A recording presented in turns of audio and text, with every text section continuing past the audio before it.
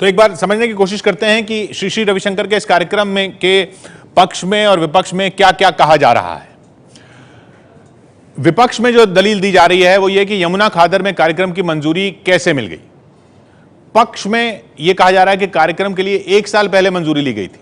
विपक्ष में यह कहा जा रहा है कि कार्यक्रम के लिए पेड़ काटे गए।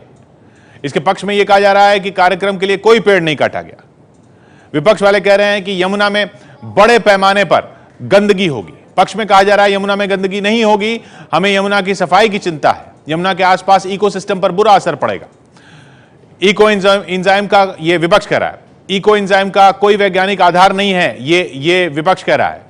दिल्ली फायर डिपार्टमेंट से अनुमति नहीं ली है, लेकिन पक्ष में कहा जा रहा है कि इको एंजाइम से यमुना के अंदर गंदगी और बदबू खत्म होगी, यमुना के इकोसिस्टम को कोई नुकसान नहीं होगा। विपक्ष में कहा जा रहा है दिल्ली फायर डिपार्टमेंट से अनुमति नहीं ली है, पक्ष में कहा जा रहा है इकोसिस्टम को कोई नुकसान नहीं होगा। पक्ष में यह कहा जा रहा है मंच पर आग रोधी पेंट होने के बाद अनुमति लेंगे, जब पेंट हो जाएगा, आग रोधी पेंट हो जाएगा, उसके बाद अनुमति लेंगे। तो जिन श्री श्री रविशंकर की चर्चा हो रही है वो कौन है और कितनी बड़ी हस्ती है वो, ये भी देखिए। श्री श्री रविशंकर का जन्म 1956 में तमिलनाडु के पापनासम जिले में हुआ था। 1981 में श्री श्री रविशंकर ने अपनी संस्था आर्ट ऑफ लिविंग की स्थापना की। श्री श्री रविशंकर 35 साल से आर्ट ऑफ लिविंग के तहत जीवन शैली सुधारने की शिक्षा दे रहे हैं। जीवन शैली सुधारने की आर्ट ऑफ लिविंग के तहत सांस के जरिए तनाव कम करने की सुदर्शन क्रिया की शिक्षा देते हैं श्री श्री रविशंकर।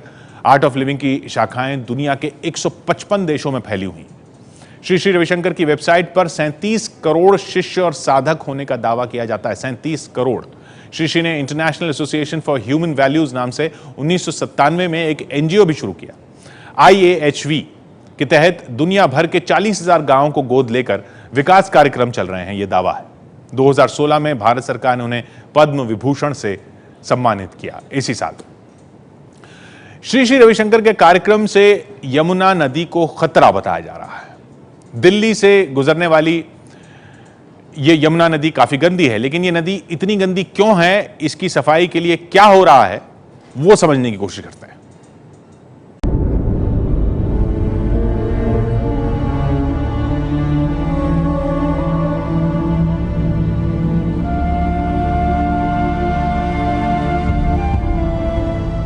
ये काला पानी यमुना का, नदी में गिरते ये नाले, यमुना किनारे ये इमारतें, ये मैला आंचल यमुना का।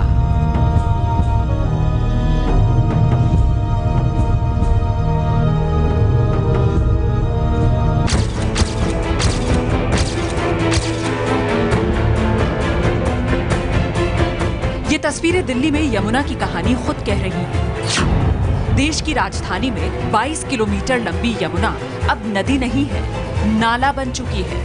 इसका पानी मीठा नहीं, जहरीला है। पूरा का पूरा जो दिल्ली में ये 22 किलोमीटर लंबी जो नदी दिख रही है वो एक्चुअली यमुना नहीं है, वो एक सीवेज और इंडस्ट्रीज का एक टॉक्सिक कॉकटेल। क्या यमुना का ये पानी कभी काले से नीला हो पाएगा?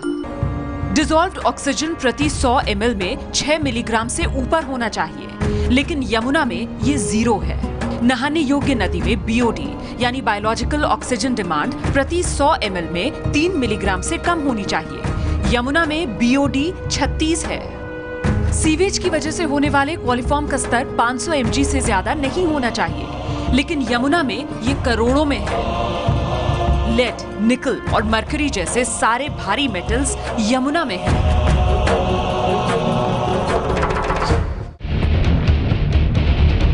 बाईस साल पहले विदेश से अरबों रुपए उधार लेकर यमुना एक्शन प्लान बना। 2000 करोड़ रुपए से ज्यादा खर्च हो चुके हैं, पर यमुना साफ नहीं हुई। अब नेशनल ग्रीन ट्रिब्यूनल ने यमुना को साफ करने का आदेश दिया है। यमुना प्रोजेक्ट 2017 शुरू हुआ है। एक कमेटी बनाई गई है जो तय करेगी यमुना का खादर भूमाफिया के कब्जे में ना हो। सहायक बरसाती नदियों को फिर बनाया जाए ताकि 22 बड़े नालों का पानी नदी में ना गिरे। यमुना के किनारे 4 जलाशय और 6 जैविक पार्क बनाए जाएंगे। मैली से निर्मल Yamuna project 2017 national green tribunal का एक ऐसा सपना है जो अगर पूरा हो सका तो 2020 तक दिल्ली में यमुना कम से कम नहाने लायक हो सकेगी। लेकिन क्या ये संभव है?